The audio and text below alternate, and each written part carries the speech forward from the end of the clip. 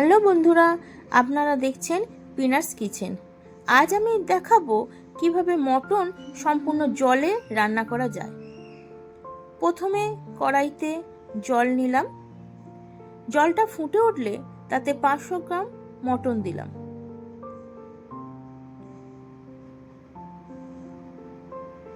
এবার এতে দেব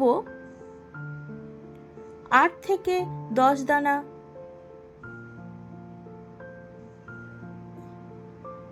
রসুন কুচি, কিছুটা কাঁচা লঙ্কা কুচি, কিছুটা গোটা গোলমরিচ, লঙ্কা গুঁড়ো হাফ টিস্পুন। এগুলো সব ফুটতে থাকবে।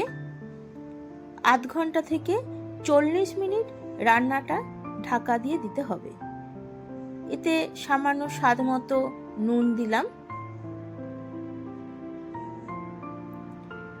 এমনভাবে ঢাকাটা দিয়ে যেতে হবে যাতে স্টিমটা যেন বেরোতে না পারে। গ্যাসটা ফুল ফ্লেমে থাকবে।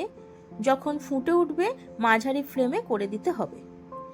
এবার রান্নাটা একদম শেষের দিকে, দেখব জলটা একটু কমে এসেছে। এবার এতে দিতে হবে 1 চা চামচ জিরা গুঁড়ো, আর নামানোর আগে কিছুটা পাতিলেবুর রস। এবার আরও 7 থেকে 8 মিনিট ফোটাতে হবে। গ্রেভি গ্রেভি হলে আমার মটন রান্নাটা সম্পূর্ণ হলো। এবার এটা পরিবেশনের জন্য রেডি। আপনাদের দেখালাম কিভাবে মটন তেল, পেঁয়াজ, আদা, দই, ঘি ছাড়া রান্না করা যায়। আপনারা প্লিজ একবার করে দেখবেন। এত এই রান্নাটা টেস্ট হয়, আপনারা একবার করে দেখবেন।